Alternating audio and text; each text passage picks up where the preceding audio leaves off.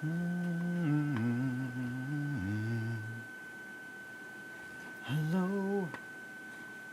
is it me you're looking for?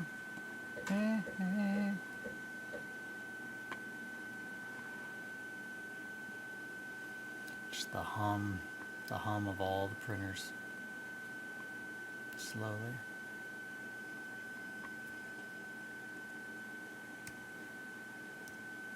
All right. Doing it live. Yeah.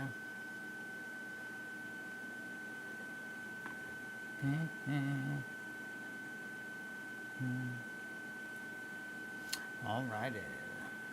Hey guys. So, I'm running a little bit late. There's probably also a little bit of a hum in the background because every printer that I own is again running. With the exception of Kitty's. Kitty's is not running. Which another funny thing. It's not really funny. It's the joke. The joke was to name both of my printers. That way, whenever I send something from my computer to them, they can just print, and I know which one's which. In the event that I have when I say my printers, I have two resin printers that are Saturn 3 12Ks. Depending on, so I have two printers that are exactly the same for output reasons. But I also, by having two, I can have different colors of resin if I want to have clear or anything other than like a plain kind of resin that I plan to paint. That would be good for like clear parts, that kind of stuff. I have not done anything with that yet. It's on the list. I've got a lot of really cool ideas. But the main reason that I've done different kinds of resin was just experimenting between different types, and now I'm gonna have to get that out of the wash station, which I can do that here so you can see.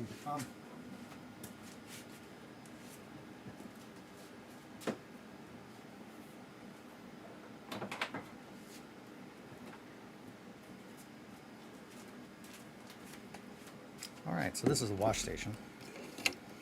This is the one from Elgato, the Mercury X. I have this one. I'm not, and I said Elgato. It's not Elgato. Elegoo. This is the Elegoo Mercury X wash station. I have had to do a modification onto both the wash station as well as the curing station. Like the wash station, you have to put a piece of cardboard underneath of this at a certain point in time. Like you have to, because it is not engineered well, in my opinion. The screw that holds this, that holds inside of here, you can't see this because of the amount of alcohol that is in there, which I'm going to pop that open and get this out so you can see it. But this is going to be, after coming out of our printer, we are going to take the entire plate out of our printer. Looks like this. I have printed a little arm to hold it to drain. This little arm has the same kind of size hole as the actual regular mount ring, and one of these looks like a head. One of these heads did not print correctly, so I am going to have to look into that and figure out why. I can't tell if it's rising or if it's skipping a step, but man, these things reek of alcohol. So at this point in time, the resin is not entirely cured. It is just covered in alcohol, so I don't need to breathe these fumes in, especially because it's alcohol. But essentially, we're just wanting to get as much of this to drip off. Because it is 91% alcohol, it will evaporate pretty quickly. But essentially, I'm going to take this, now that it's dripping, And I have a drying station area set up over here where I have a fan that is going to blow on this to get that little bit of excess alcohol back off.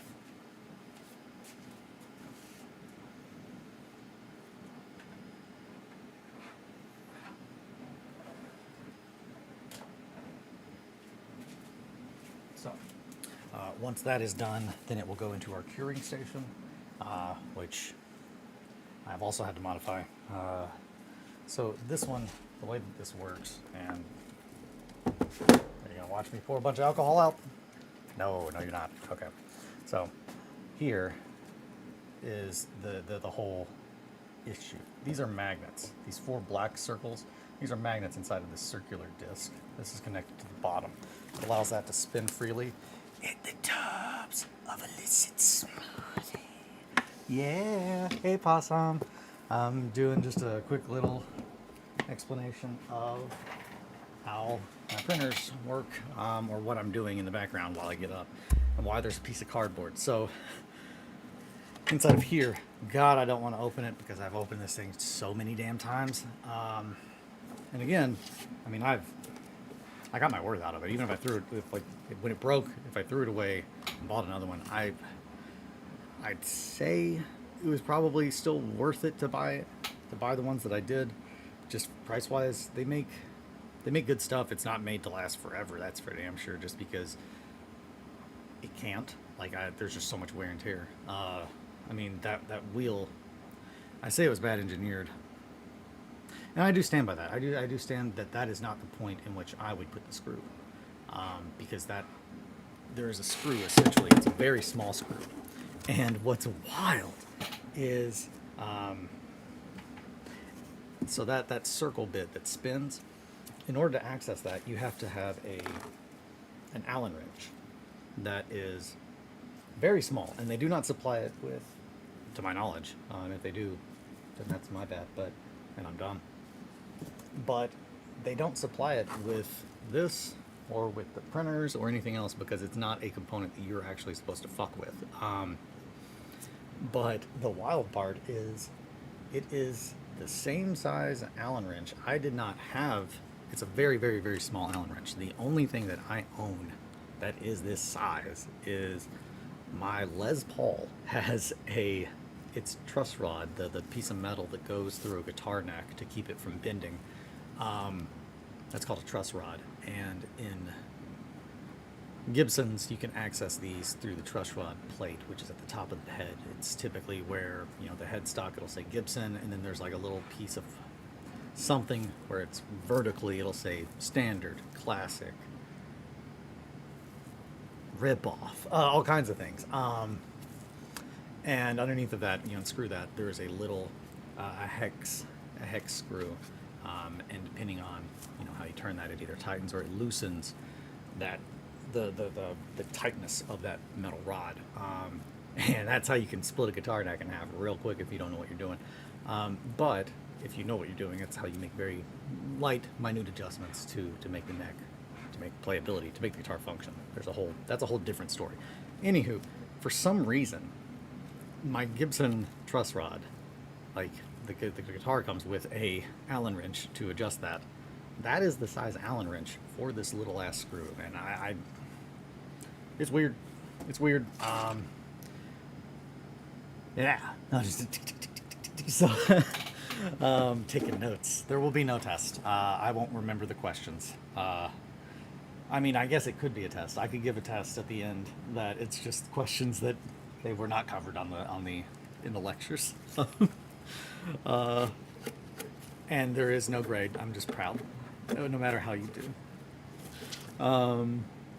So yeah, Elegoo. You have to put a piece of cardboard because the magnets are too damn strong, and there's magnets in here that counter, or no, they match the magnets in here. So you're relying on this plastic and that plastic to be stronger than the magnetic pull, and they're not. So essentially what happens is, once over time, that screw that we have tightening that circle in, it's got those two magnets pulling it all the time in the same direction. but that screw is just still holding it there. So every time it gets pulled, it just gets pulled down a little bit until eventually that screw is not as tight as it should be, which is why I said it was a bad design. It should be, there shouldn't be a screw. It should be a block. It should be something that holds it in place to where it physically cannot go any further, not one that you can like take off. But I realized that I also, I don't know, you would have to put the screw somewhere else. I'm realizing now the issues that the person came into when they designed that. I don't know. Which on that point, to change the subject, to go back to something I talked about last night, the whole funny thing, and I thought about this afterwards. The funny thing about these cups, I never explained why that's funny. It's funny. It's not funny that this is just a cup that kind of looks like, you know. It's funny that I brought this for me to maybe finish my model with no intentions of anybody else even finding my little silly joke. Like, this was just like, I had this at my house and I didn't think anything about it. And then I go to Adepticon and I take my hermit crab sand, my baking soda, and my glue. And what I find very funny about it is when I showed this last night, this just looks like PVA glue. And it looks like that because Tyler had to get some PVA glue and he filled it back up for me. Mine did not look like this. Mine looked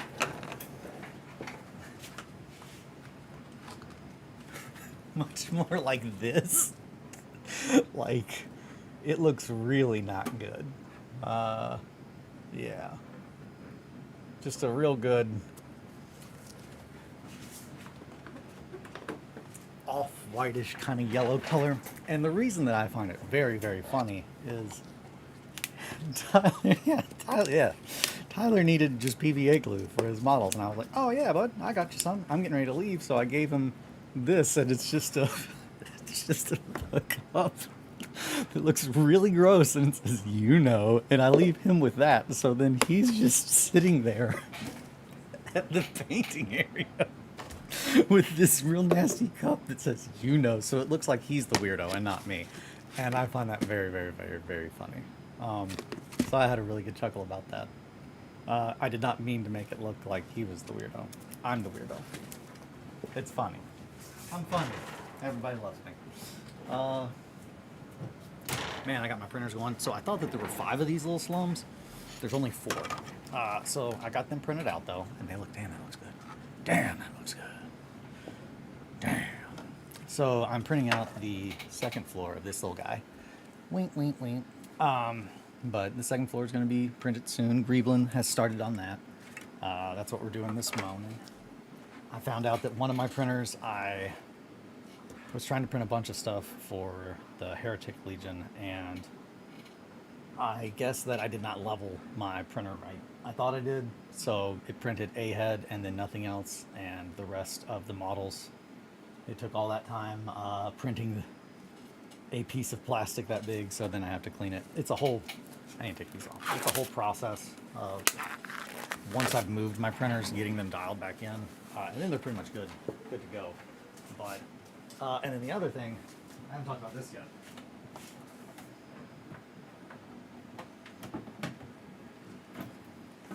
So this is the other part of the Mercury X washing curing station. So this is the cure station. It is what we use to like cure the models when they're done. This protects you from getting your eyes blown out by all the shit. What kind of light would that be? I mean, it's not infrared. Essentially, it's sunlight. Man, oh man, I'm not going to remember off the top of my head. It's still a little too early. What I can tell you, though, is that there is a sticker here. At least it didn't kill your printer. I made that mistake myself in an island. Oh, God. Yeah, that's awful. Yeah, pretty much with these, I didn't level it correctly, so the top part, or the bottom layer in the pan, it has a cleaning mode. UV, there you go. Thank you, Possum. UV light. Doop, doop, doop, doop, ultraviolet. Yeah, so UV light. So that's what this thing essentially is, a kind of plastic that is safe to have UV light blasting with that in mind. I cannot stress that enough. That is the key. Safety is the key. I do things that are quote unquote not safe sometimes, and I'm not encouraging other people to do them. I am doing them for me because I have certain hard rules that I cannot allow myself to break, so I don't run into those issues. But this, and I'm mentioning that specifically for this. Speaking of things that I have had to alter, mod, this guy, Mercury X Cure. So everyone that I know has had to fuck with this issue at some point in time. But there is a sensor on the back of here, and you can kind of see that mine is black. So to give you an idea of how much of a pain in the ass this is a sensor. These are two little like almost light bulb looking things, and they detect light. And what that is to detect that you've got this lid on there, so you're not just blowing your eye holes out with some UV BDE. There's this little sticker back here. Can't really see it now, and it's mostly gone off. I tried to mod it as much as I could. The sensor to detect whether they didn't put the sensor like here or there. It's a light sensor, so it's like looking for that specific light blocking sticker, but you saw how big it is. It's not very big. And like within, I'd say a month or two, it got to the point that I had to like really kind of jiggle the lid to in order to get it to even pretend like it was like the lid was on there. I had to like have it at this weird angle where it was like kind of, I can just show you. So essentially having it not actually sitting, it's just as physically close as it can get to those two sensors. Yeah, so it's not actually even sitting in the track where it's supposed to. And eventually it got to the point that it wouldn't even do that. So I said, okay, fuck that. And I opened it up, and I looked at how the wiring was, and essentially I just turned off the safety. There is a black wire in there, I think. Nobody, if you're finding this later on down the road, don't just do that and think it's the black wire. I found someone online that had the same issues and wanted to do the same things, and they were like, yeah, this is the one that I pulled, and I did the same thing, and that's, yeah. So essentially now, when I tell this thing to turn on, it just turns on. And what that means is I could absolutely blind myself if I chose. Just da-da-da-da, put my face right in there. But no, in order to turn it on, you have to push this button, you have to set it, and then you have to push the button again. But yeah, the lid, now mine will turn on with the lid off. I never do that. No one in my house would do that. I'm the only one who fucks with this. So if you have kids, you have other reasons to like not have unsafe things. Then yeah, I would not do that. But for me, the option was that or buy new stuff, even though this already worked. And that just seems wasteful to me, and I don't want to do that. So until this thing fully breaks, I'm not going to try to be wasteful and buy more stuff. Also got a nice little VTuber sticker, VTuber Femboy sticker. Shout out to Adorable Attic, even though they won't put stickers together for me. All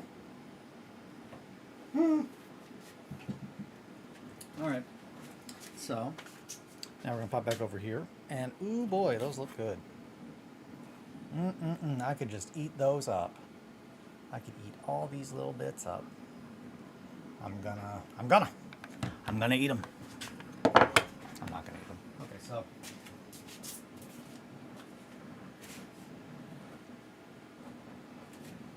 Oh no, I just did what I talked about not doing. I'm just kidding. So, alright. I'm gonna grab some gloves because sometimes there's a little bit of resin underneath. And not resin, it's technically like those are toxic. Yeah. Those are toxic, sir. Yes. Yeah, these. Yeah, I know. I'm doing it. I'm sorry. I don't typically, and I know I also probably should be doing this with a mask on. I'm not trying to spread misinformation. I can do this elsewhere if you don't want to see it. But yeah, these are toxic. and they're very, very firm on there. I'm gonna have to do different supports, and let me rephrase that. I don't normally print anything that is, I'm sorry, Possum, if I'm making you anxious with these because they are not fully cured yet. They're not cured at all yet, but I just wanted to display how you would get these off. I normally do this at my station, which is better safety-wise, but yeah, so.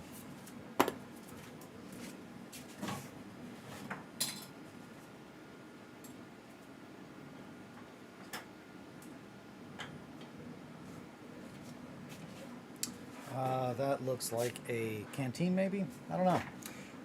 One of the pieces, this is the only piece that came off of the Hell sprue. So, that's going in the cure station as well, just because I don't want it to not be cured and then go in the trash and then end up fucking up nature or anything like that. So, yeah, because this is absolutely soaked in, there is resin mixed in here, but it's also mostly isopropyl alcohol, which is why afterwards it gets this really shitty looking sheen. Yeah, I'm sorry, Possum, if I upset you with these being toxic. That was not my intention. I was just trying to show what I was doing. I'm not breathing it in. I dropped it. I'll be able to find it though. I've not looked at like most of these, so I'm really excited.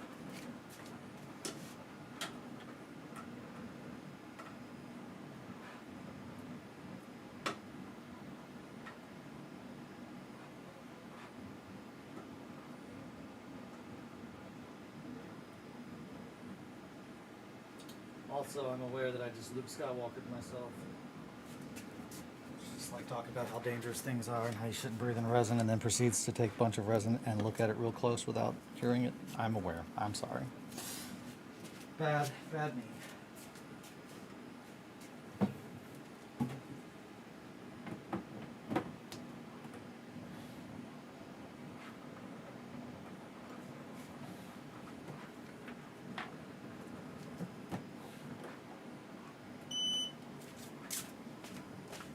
You're good, dude. I was goofing about you eating them. Oh, okay. And then I also thought, I was like, or maybe he means the little VTuber sticker that I got, and I was like, I don't think they're toxic. I hope not.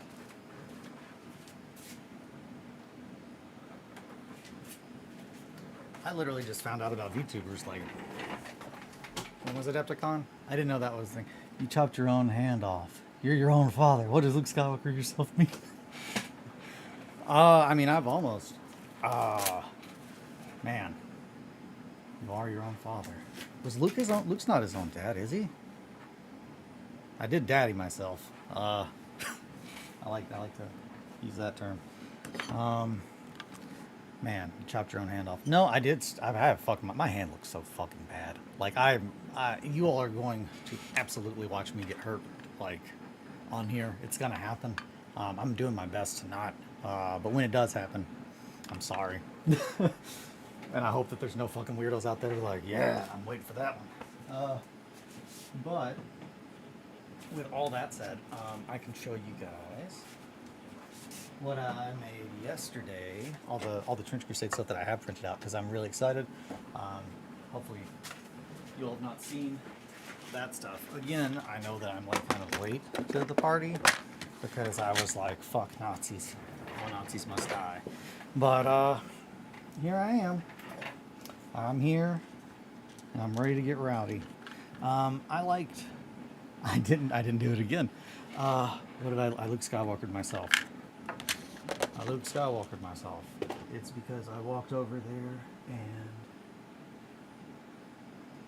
oh no, it was the lightsaber. Yeah, I said I Luke Skywalkered myself. I'm over here talking about how poisonous and dangerous, resin and stuff is, and trying to make sure that I'm doing my due diligence and telling people about, the dangers of that. And then I proceed to this, like, here we go. And it's just like, yeah, I'm breathing it in. I Luke Skywalkered myself. I say that because in A New Hope, Luke is given a lightsaber, and the first thing he does is look into it. Like, if he just happened to be dumb enough to flip that. It just went like the movie's over. It's just wow. But yeah, I always enjoyed Luke's just like a lightsaber, and he's like that's your father's weapon, the weapon of a Jedi Master. And he's just like, yeah. I don't know, man. That was my fault of Luke Skywalker myself. But yeah, he does lose his hand, and his dad loses his hand. And then yeah, he kind of is his own dad too. So yeah, those have 2 minutes, which means that I've got a little bit of time. I'm not on a rush or anything, but yeah, I like these. These are great. I know that they've probably been viewed to hell and back, but I haven't. So let's see these little trench guys, these little pilgrims. Oh boy, that looks like a pilgrim to me. Ain't no turkey here, baby. So yeah, he's got a little pointy hat. Oh boy. Oh yeah, I'm liking that.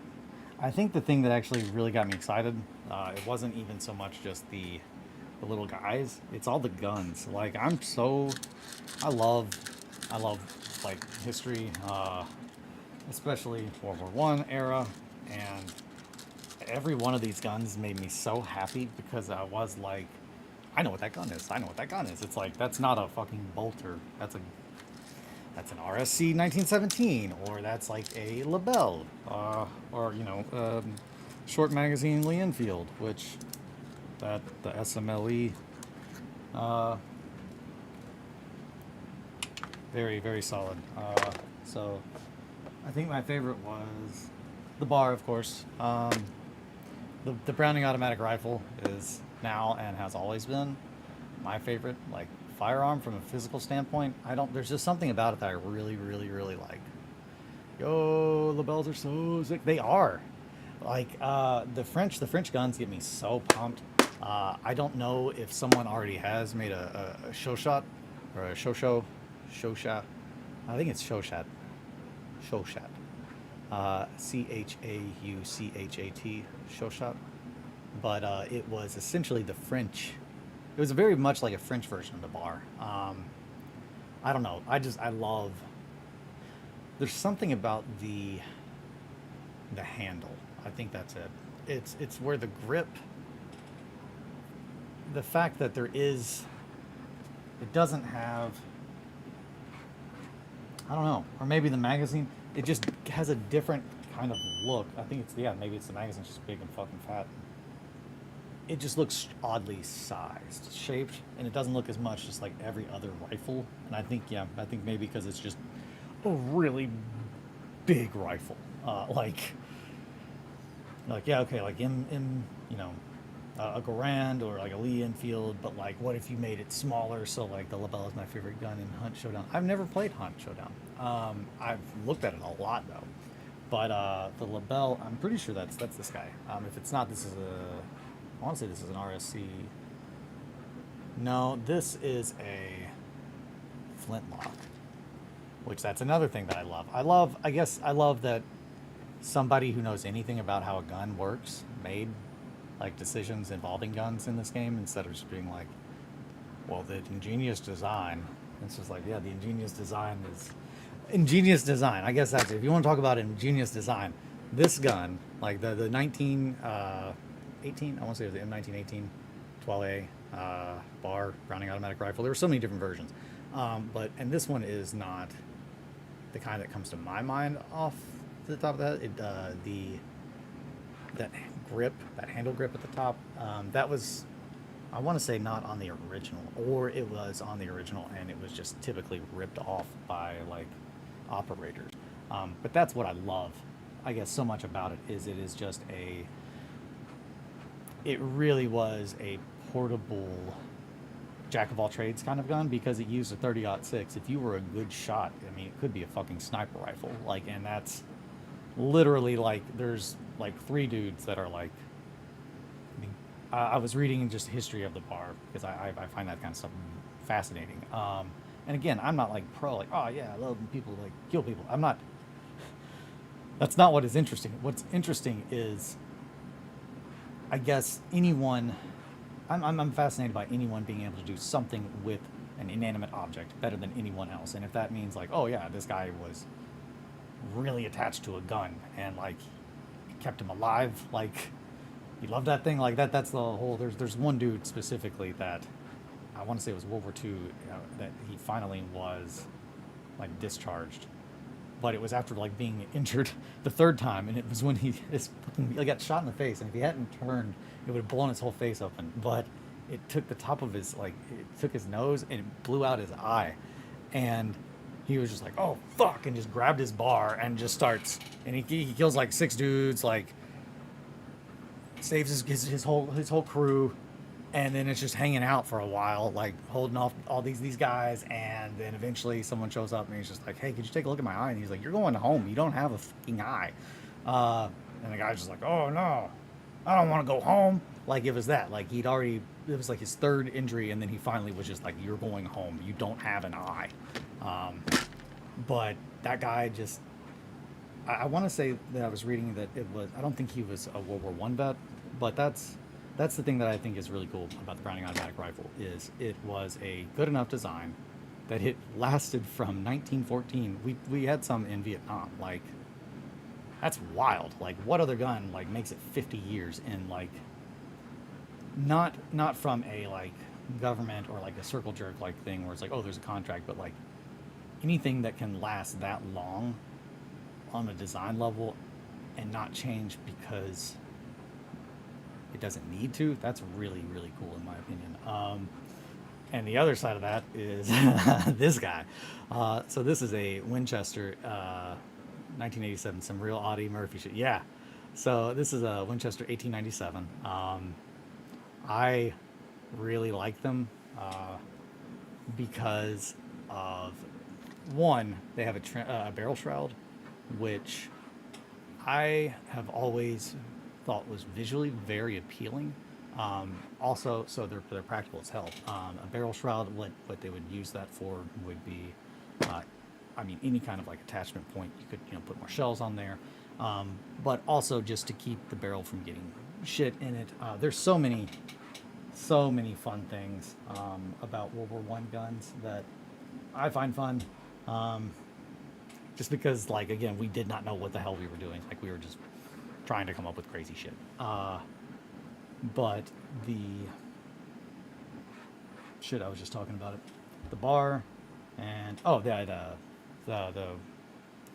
Winchester 1897, or it might be the Remington 870, Winchester 1897. I'm pretty sure, or it might be 1870. Winchester 1897. Not 19. Yeah, no, yeah, Winchester model 1897. Yeah, also known as the Model 97, the M97, riot gun, or trench gun. Yeah, it was an evolution of the Winchester Model 1893, designed by John Browning, the Browning automatic rifle.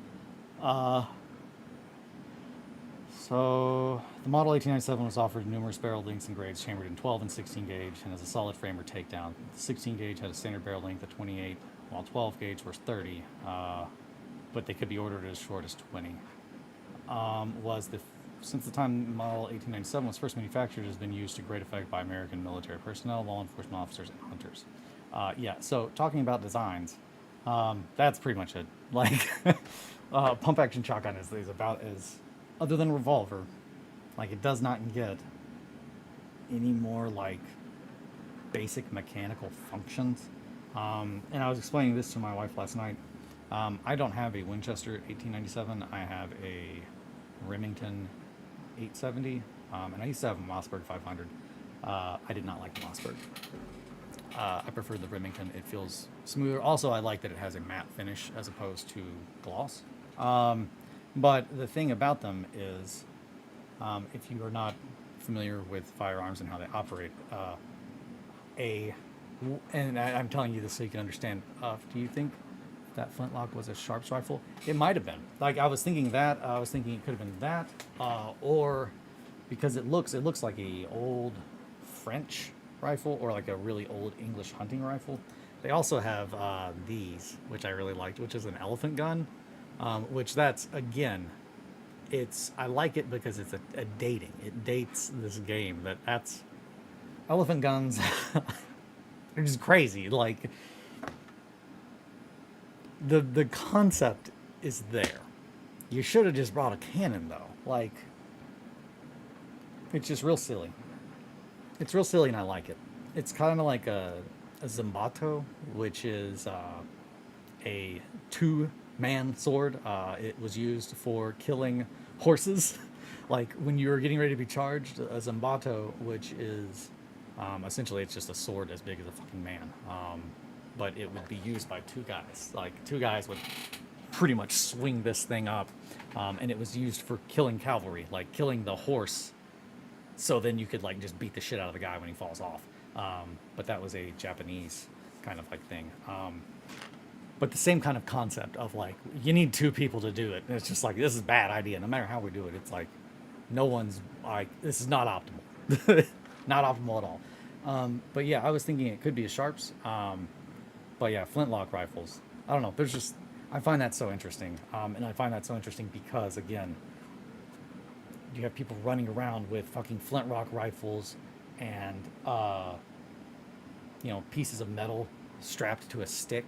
Like that's it. Like it's on one end of the spectrum you have the Livens projector, which is to this day like one of the most horrifying things I've ever heard of, and then just the insane amount of gas, like chemicals, it's just the shit that we invented during World War One. It's so crazy. And then you have people drowning each other in the mud. Like it's just there's not been like a time period like since then where like man was so devolved in just animalistic, I think, eating itself by any means necessary. It's just a very distinct time period and distinct kind of war because it was like the last one we had that got that fucking crazy where it was just like I'm mad because of blank. And there's a lot of things I'm not trying to say even for a second that all the reasons that led to it were not valid. But the meat grinder went on for 4 years and like killed like a sizable population of our planet. Like at some point in time you do kind of have to be like, okay, no, there's not really a comparison between the Great War, World War One, like and anything other than World War Two. And it's only like comparable because like World War Two, it's just like yeah, there were literally death camps. There were not death camps in World War One. Like it was still people versus people, and there were people being monsters. Like I'm not saying that didn't happen. I've talked about that before. All kinds of war crimes happened in around Russia, Germany, because again, that is like I've talked about like racism and like American racism, and it's different. It is different than all racism is it's stupid and very just. It's so. I guess when I think of American racism, I think it's just extremely juvenile. It's just you don't need to know anything more than that person's not like me and I don't like them. That's typically how racism works in America. In Europe, it's a lot different because now, and when I say in Europe, and these are my opinions, but this is my opinion based off of history, reading history, and looking at that kind of stuff. Germany as a whole, and by Germany I mean all those little countries that make up it and all the little countries around it, have always been at each other's throats, and that's because, I mean, it's a bunch of people that are alike each other but not like each other. They're different in just enough reasons, just enough ways. Like they're all stuffed together in this one area, and you've just got a bunch of people that want to be king. Everyone can't be king, so you gotta split up all little countries. But the stuff that I guess that I'm talking about, like war crimes and shit from like World War One, it's like stuff that like it was not like, oh yeah, Nazi shit. It's like no, it's I hate these people because my great great great great great great grandpa blank, and then there's just like there's lore. Like these people had lore because their families have lived in those like that part of the country since they started like being a name or whatever, like because, and that's something that I'm mentioning this solely for American viewers so they can, I guess, get a little concept of time and what that does to people and the impact that that kind of like has on things like a world war breaking out. Because again, you got to keep in mind how big the Eastern Front. I mean, Russia is so absurd. Again, no one takes Russia because it's Russia. Like they just live there. It's just nuts how insane like that environment would be to try and conquer. If you're not from there, and how insane it would be to live there, in my opinion. Just, I'm a big baby. I don't like the cold. I don't mean to rant about Russia. I'm just mainly saying that World War One, it was fucking gnarly, and all kinds of gnarly shit happened. One of the things, speaking of gnarly, that I was just like, oh fuck, and I don't know if James Sheffield sculpted all of these, but I am going to pull up a picture on my phone. Hopefully, it can be seen on here, just so I can show you this in comparison to the pictures, or in comparison to this model. But in the Imperial War Museum, not only that, but the Eastern Front, at least World War II, was just dirt and mud. Oh, yeah, we're not even getting into that. Like, pretty much, other than France, like if you're just like, okay, World War One, you can be anywhere in World War One. Oh no, never mind. Fuck. See, that's the thing. It's all so bad. It's all so bad. Passchendaele is in. I have to remember where Passchendaele is when just like if I ever am walking and someone's like, "Bam, I'm a genie," and I'm like, "Oh fuck," and it's just like you got to go somewhere in World War One. Where are you going? I'm like, oh, America. Like I'm gonna pick America because we had a while before we got involved. But like Ypres, that is in.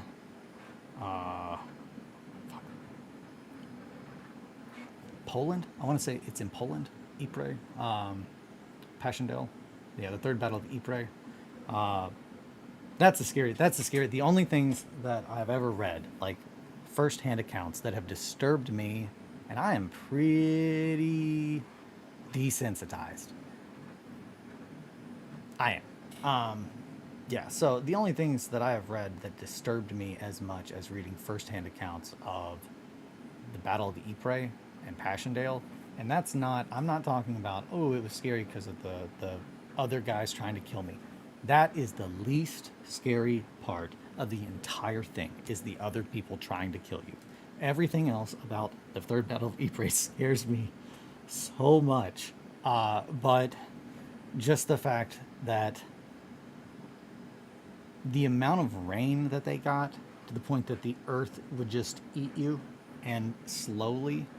And then the rats. So the rats are eating you while the earth is eating you, while everything else is going on, while you're being chemical bombarded. It's literally the, my friend Sam and I used to have a joke where we're just like, God, and then we would say like, this thing happened. It's just like, yeah, that sucks, man. Only thing worse than that would be if you also had a brain freeze. And that's like, the joke was that there's nothing worse than a brain freeze. The only way that a brain freeze can be worse is if it's compounded. It's just like, oh man, I cut my hand off, or oh man, I got a brain freeze. It's like, man, that sucks. Could be worse. Could also like cut your hand off or something. Like, it's a dumb joke. But yeah, the roads. Russia was just, it's just comical. It's just comical when you look at the two war fronts, how insanely different they were. Because like, yeah, the Western Front, it's like France. Like they've dug in. It's a whole different thing. The Eastern Front, it's just dirt. It's just snow. It's just mud. There's no food. We don't have clothes. No one is prepared to take Russia. Not even Russia. They just did it.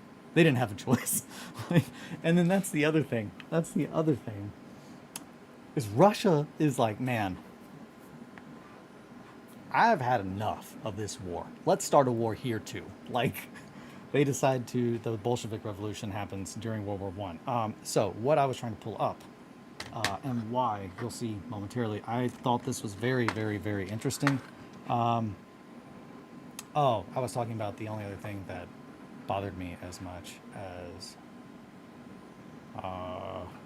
reading Ypres. It was the reading survivor accounts of the Hiroshima bombing. That is the only other thing that I have ever read that disturbed me as much as the survival accounts of the Third Battle of Ypres. It's things that are straight up out of like horror, like things that I did not. It's like, okay, that can't happen to you. But yeah, like the Third Battle of Ypres is like our planet, like looking at our planet trying to get rid of us. In my head, like it just seems like the Earth itself was done with our bullshit.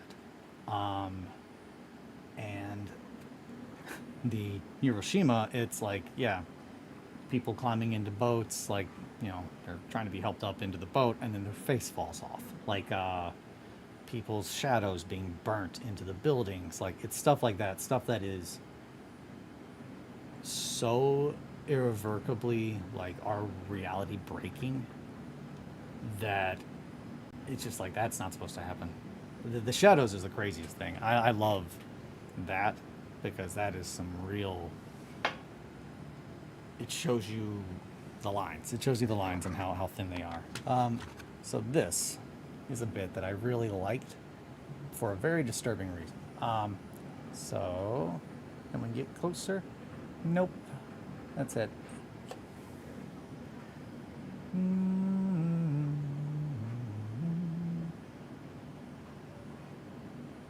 There we go.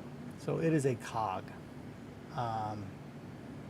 So, yeah, a wheel, a cogged wheel on a stick. And the reason that I'm bringing that up and smacking my pop filter off of here, I got to get real close in and I got to pop off on this, is because I think that it's modeled after this. I think literally it's modeled after this picture, or this, you know, bludgeon in the Imperial War Museum in London. There we go. Yeah. So this guy right here. That's the head. It looks exactly like the one on the model. And I think that it's modeled after this because of the quote that is attached to it that made me remember it specifically. Oh yeah. So I'm thinking that James did sculpt that, and I'm thinking if that seems right. If it's not James, then I'm guessing it's Tomas. Somebody is referencing this, and the quote on that at the bottom is a cogged circlet of iron guaranteed to crush the hardest of square-headed skulls. Yeah, it's fucking metal. There are so many like things that were in that. Yeah, this one, fuck me. Now I must confront man, my fellow creature, eye for eye, tooth for tooth, just the two of us now, a punch, a stab, without mercy. And it's just, yep, here we go. This thing, that's literally a handle. Someone took a sword and they re-soldered a knife blade onto the hilt to make it a punch. Like it was a grip, a handle to, like, you know, protect the hand. And yeah, they made it into a punch dagger. Fierce stabbing, throttling fights ended in one or other being finished off in silence. Just the vibe. It's what the fuck? PlayStation. I didn't buy shit. Don't think you're gonna purchase. Yeah, the vibe is just very. That's grim. It's grim. it's real grim. All of the like little like quotes were very personal, and that's, I guess, the part that makes it very horrifying. Is just World War One was such a no-winner, and just like it went from being A, I got eaten by rats, B, blown apart by artillery where someone had no idea they even killed me, but you know, they're a mile away, just pulling a lever. And then you have the other end where it's just like drowning people in mud. It's just a horrifying setting. And Trench Crusade takes that and makes it even more horrifying. I never finished that. I got really derailed on the 870. What makes the 870 very funny in a horrifying way, um, and is what led to Germany um, wanting to declare them a war crime and have them banned. I think it's because there's some level of intimacy to the violence in those codes. That's it. It's all you. You're very right, and that is. Martin said that my models, like the models that I make, that really impact people, that people are like, oh man, that makes you feel thing. It's because they have intimacy in their violence or in their like pain. Like it's not just oh yeah he's bleeding. It's like the amount of gore that would be there, and I think you're right. I think intimacy is what makes those things so frightening, and so upsetting and disturbing. And I will say, the single movie that has fucked me up the most, like, uh, it disturbed me for a while. Like, and again, I mean, pretty fucking desensitized at this point. But the movie Green Room, uh, and I'm not gonna remember his name, and it makes me really sad because he passed away, and I absolutely loved him as an actor. But it was he played Hot Thomas, um, he played in the new Star Treks, Scotty, but the box knife, not the box knife, maybe. Well, the box knife is disturbing. That part is disturbing with Imogen Poots. The his arm, when he pulls his arm in, that scene is, I've never been that as like sick to my stomach and like intense, like, but there's so much of I fucking was already horrified of that movie because again,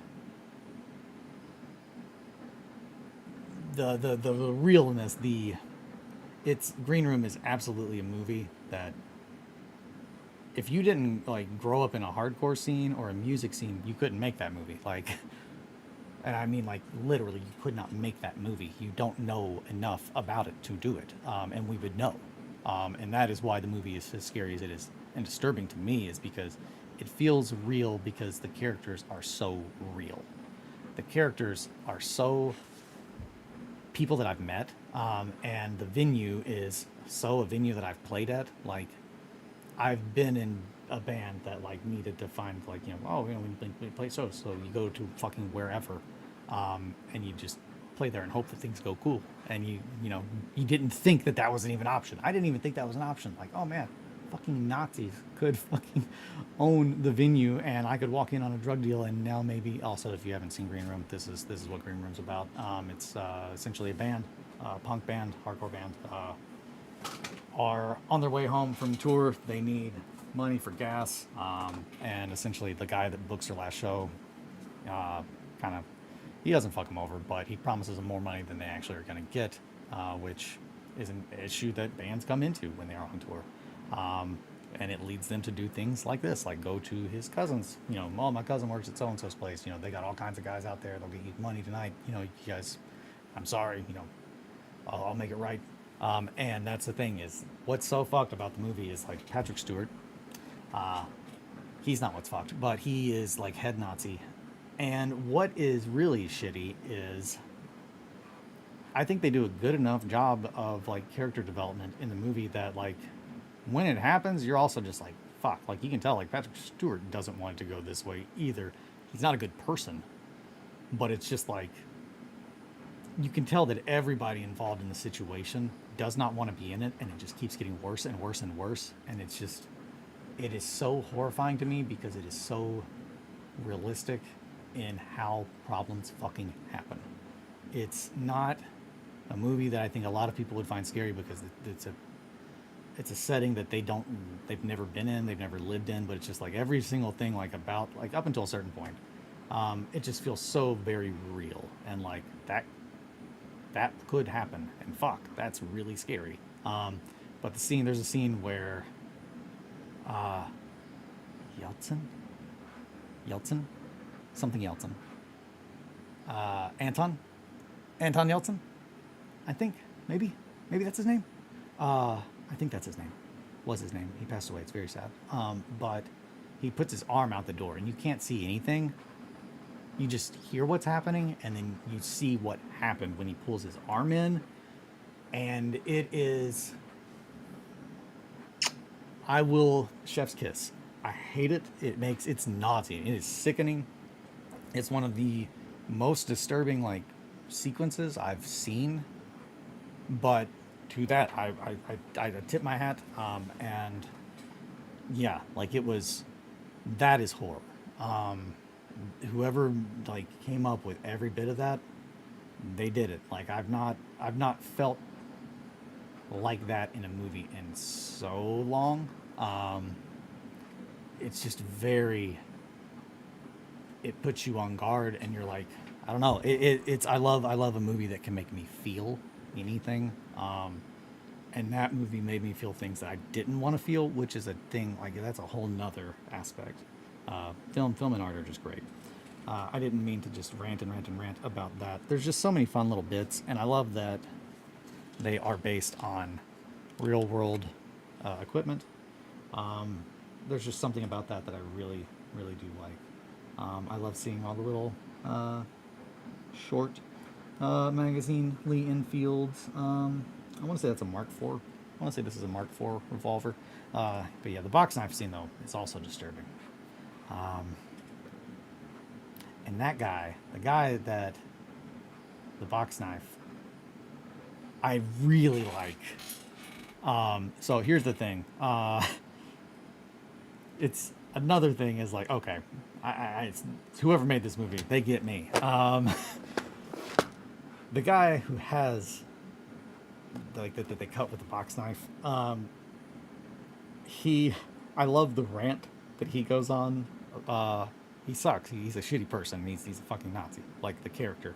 But I do love that he at least feels the need to explain the difference between a bullet, a magazine, a cartridge. Like, there's a point there's a point in this really fucking intense scene in which the band is discussing the kind of gun that this man is holding, and he feels the need to explain to them how a gun works.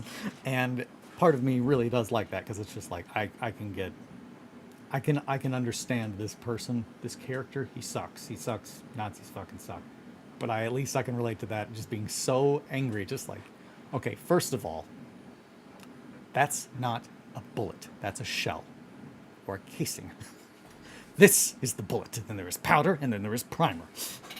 But yeah, I found that a little bit funny. Oh, hey.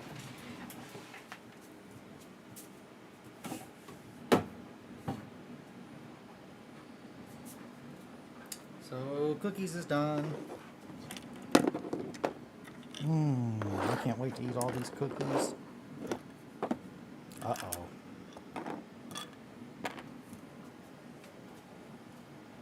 I don't have any milk.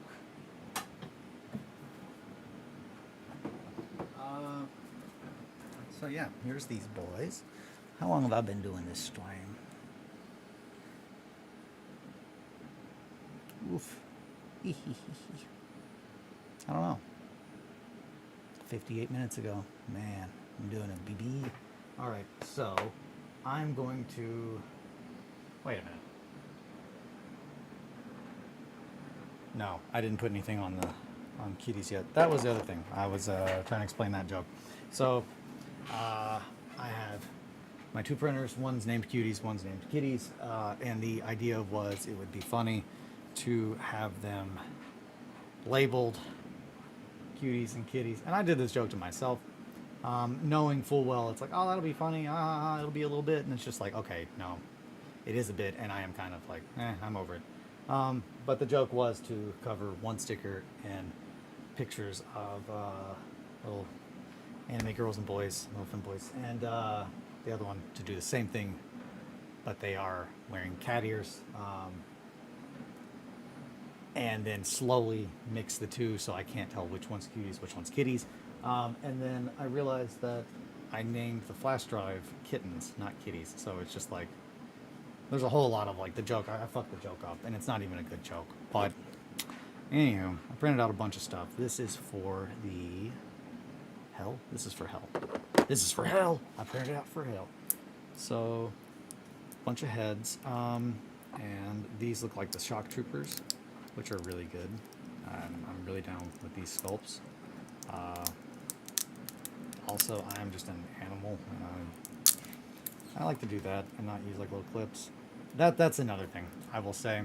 Part of what I was wanting to do this was I want to act like I don't know what I'm doing, and just try to print it off like this is my first time to see how that will go for everybody that does not know what they're doing. And I gotta say, if that is the case, and then you then proceed to go in like this with like some clippers and really are careful, then yeah, you absolutely can do that. You can just grab the supported files that Factory Fortress, I believe on My Mini Factory. I think that's technically the company that owns Trench Crusade. Factory Fortress. You can absolutely do that, and they will be fine. If you're like me and an animal, and you're just coming in and doing this, you're gonna break them. Like some of the pieces are gonna break, and you absolutely will be able to glue them back together with some super glue. It's a lot quicker, so I do that because I'm just anxious and I'm just like, I gotta get these pieces, but I can already tell I'm gonna regret that, so I'm just gonna go back to cutting. Yeah, I broke a lot of little swords because they are very detailed. So I had a bunch of those to glue back together yesterday. I'm saying that's as a warning solely, so people aren't like, oh, I saw Eli do that, and it's just like, well, Eli's dumb. Don't do what he do. This is a shotgun of some kind. Looks like a drum fed. That looks almost like a submachine gun. So yeah, I can't really tell. And oh, hey, I just realized you guys, I fucked up that. Sorry, guys. No, Eli is a smart boy. I try to be a smart boy. I try to do my best. I'm really excited about all this terrain. Also, I'm going to show you guys what I got yesterday. I didn't mean to tease that last night on the stream. Also, I felt really bad. I did not realize that Atri was doing her stream when we did ours, or I wouldn't have done that because I wanted to watch her stream. I realized that afterwards. I was like, oh no, I was going to watch her stream. I don't want to make people choose. I also was not sober. Now you know my secrets. The Henny I was drinking was Henny. It was not Henny. So, I am going to grab the things that I got yesterday to show you. Very exciting. There it is. I also have this big bin of, I save all of my trash, my scraps, resin scraps, and then I blend them up and I put them in my scrap. So, I'll show the smaller things first. I'll tease. So I'm really, really excited.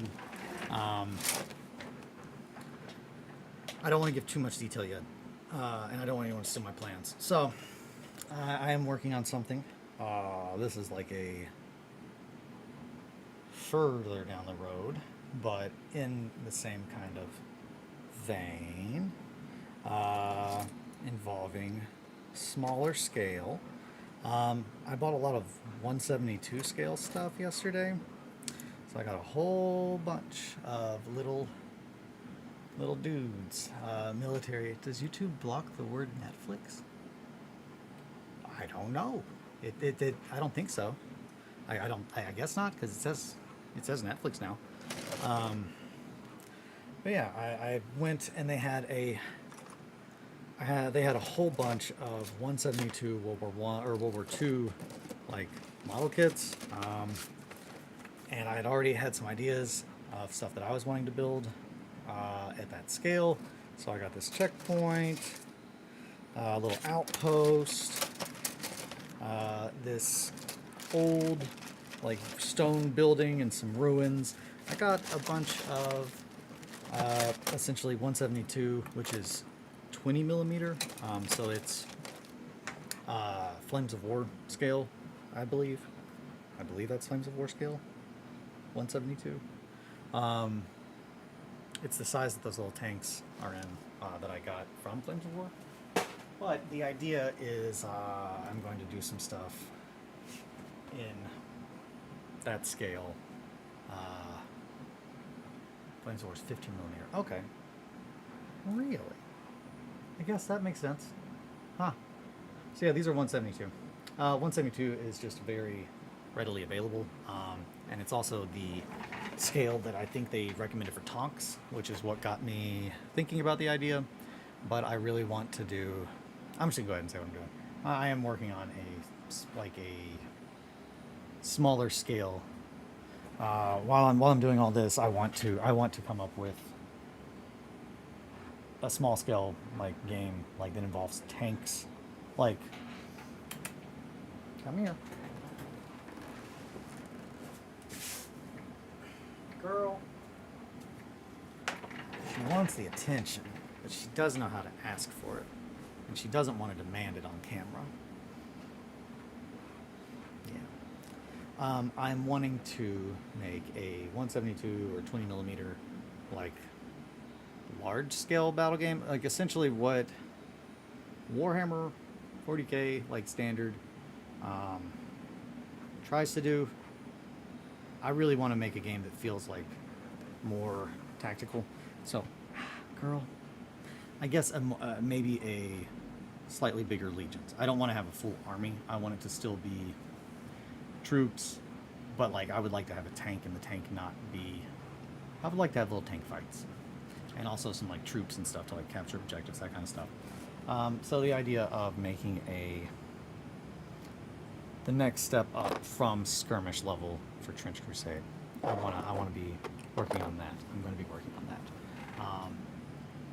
and I want it to fit on my 4x4 board. I really love Adeptus Titanicus.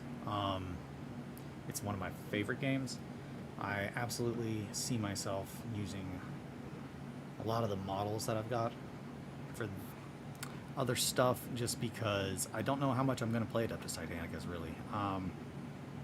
I really like it, but the people around that I had to play, it's just the amount of people that I could convince to play it, I would rather convince to play Trench Crusade, because I'm really, really, really pumped about this, and I can do something else with those models. There's just, I'm really excited. I'm repurposing a lot of my old models. I'm repurposing a lot of my old books, my old stuff, to make stuff that is more what I want to make. And then I want to play games with the stuff that I make, games that I want to actually play. And if I have to make them, I'll make them. And of course, that's another thing. Is it's just I don't want to make something and then not share it. Everything I'm planning on doing here, it's just yep, it's not just for me. So I'm excited about that. The big thing that I was really excited about with it, to give you an overall idea of the kind of vibe that I'm going for, I really want to show the horror of okay, what if World War I, but also heaven and hell? I don't know, I feel there's a lot of room with the terrain. The game didn't do great. Oh, Adeptus Titanicus, it did not. They did not know how to market it. They did. It's. There's so many things. There's so many things about how they run things that I would do completely different in every single way. And that's where my whole point of dissatisfaction comes with as that company. I love the IP. That's, at the end of the day, I love Warhammer 40k as an IP. Okay, well, I'm gonna have to stop real quick, so I'm gonna zoom in on this guy. I showed my wife this last night because I was like, that's fun. On the other one, I didn't know if it was gonna be here too. I really like that on this guy, one of the supports is specifically on his nose, right here. But it's just wham. And it was on the other priest as well. So essentially these are They look like the same. Yeah, it's the same sculpt, different head, different arms. No, eh, it's different enough. No, these are two different. Yeah, I and also Lewis gun. I didn't talk about the Lewis gun, but I mean everybody knows. Everybody knows the Lewis gun.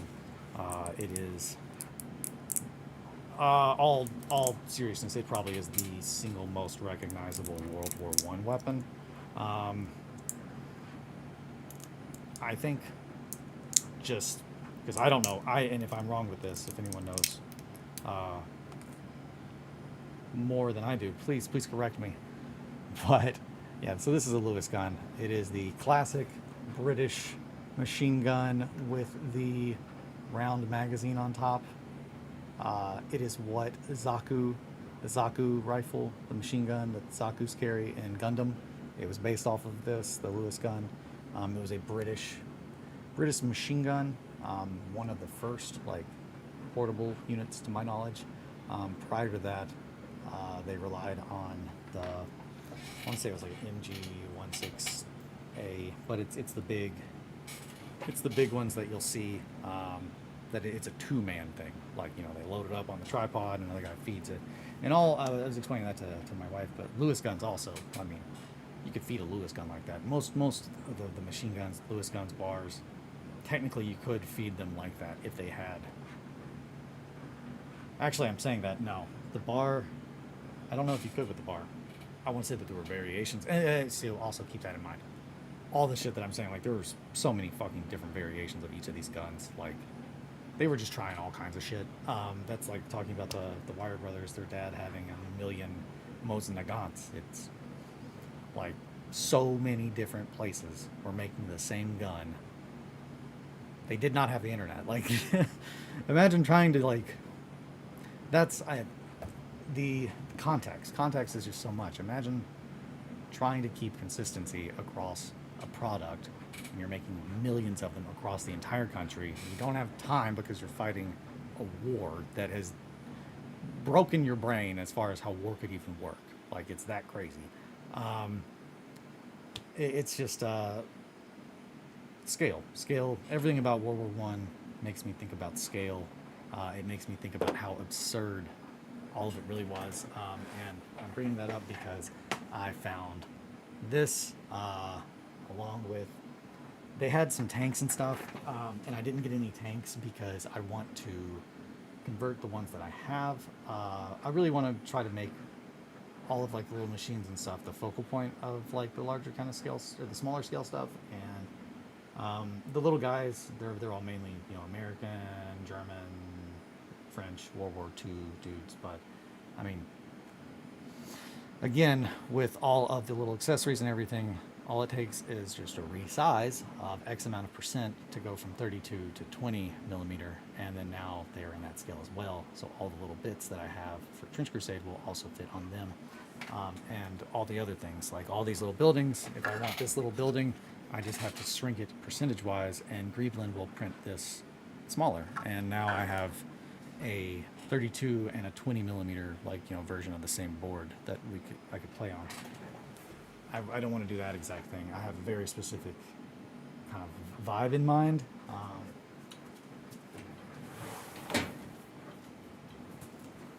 So this is the thing I was the most excited about.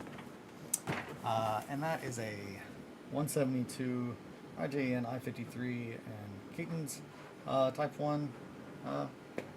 It's a sub. So I got this at my friendly local games shop yesterday.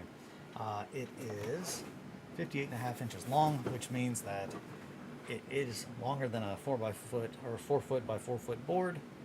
But if it's like picked up and like floating above the battlefield, or like disassembled in some way by some, like, you know, satanic powers, and hanging up in the sky,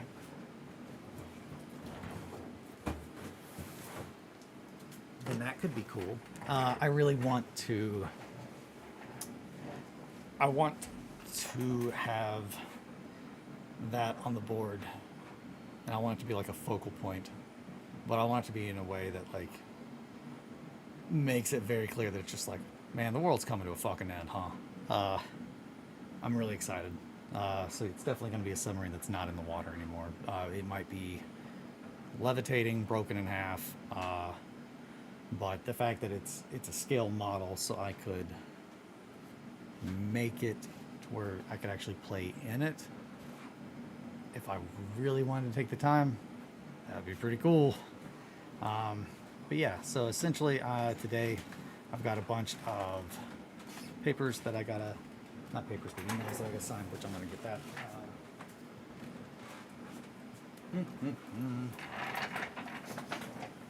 I can go over my little list here. Hold myself accountable. Inner smash baths. I did not do that yesterday. So this is Tuesday now. Monday. I like to leave lots of little notes for myself because it helps me remember. Because I don't do that well. Inner smash mash. Smash mash. Still need to inner smash mash. Car maintenance. What's the scale on the sub? Sorry, sorry. It's 172. So everything that like I just showed, they are all 172 scale, which is 20 millimeter. So the difference in height.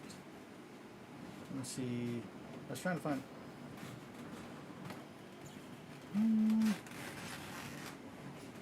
I was trying to find someone in a similar pose. I think I found him. Yeah, okay. I think I found him. I'm going to cut this out real quick so you can just get a really quick gotcha. I'm going to cut this out so I can have a really quick little boop of, aha, that's how big they are. Oh boy. You're not going to go back on there though, huh? Once you're cut off, you're cut off. That's what I always say. That reminds me of, I have a buddy that went to a bar. This is my favorite you're cut off story I've ever heard. But he went to a bar and he had already been drinking at his job as a bartender. I was going to say you could use it for the Heretic Naval Raiders. So yeah, there's that. There's a lot of World War I had a lot of submarine shit that was very intense. It's part of why America got involved. But I thought that I could definitely use that to make some really cool terrain, especially because I got it for a very reasonably priced. So yeah, here is the scale difference of a 132 to, from 32 millimeter, the Trench Crusade guy, to 20 millimeter. And I think that is a small enough scale difference, or a big enough difference that, I mean, a tank goes from being this big to this big, and that makes it a little bit more likely to be able to be played with on a board. A 4x4, I think, with 20 millimeter guys, I think is good. I think any bigger than that, I don't want to have too many tanks. Tanks are they're just hard. I think that's the thing with World War I. Tanks really were horrifying because and I mean, still, tanks are terrifying. But I also really want to have artillery be a thing. And there's just something that I love about artillery, the fear of not knowing where it's going to hit. It adds a whole lot of suspense to a game, especially like first-person shooters. Like that was a big part of Hell Let Loose, and Battlefield 1 was constantly just being like, oh god, I hope I don't get hit by a mortar. Battlefield 1 specifically, when they put that in the game, that was later on. So, it is 8:22. My wife is awake though, and I think I'm probably going to stop here because I've been going for over an hour now. So yeah, I think I'm going to stop here. Today I'm going to go through my list of shit that I got to do, which pretty much at this point is put stuff in, send some emails, and then keep making Trench Crusade shit. So I'm going to do that. But I very much appreciate you hanging out and listening to me rant and ramble today. Always appreciate it. Possum, it is wonderful as always having you. Thank you. Your help while running the stream is always appreciated. Is that the same size? That looks bigger. It looks like it's slightly big. No, that's the same size. Thank you for the stream. No problem. Yeah, that's the same size. Scale, man. I need to wake up. I appreciate you. I appreciate you, Possum. But yeah, that's it. I think I will be back tomorrow. Hopefully, I have a lot more stuff done. I know Kelly and I are going to hit this stuff and try to blend this off later today. Get things as going smoothly as possible, so we can start playing some Trench Crusade and showing you guys how the game goes and how we do this thing. But I appreciate you all.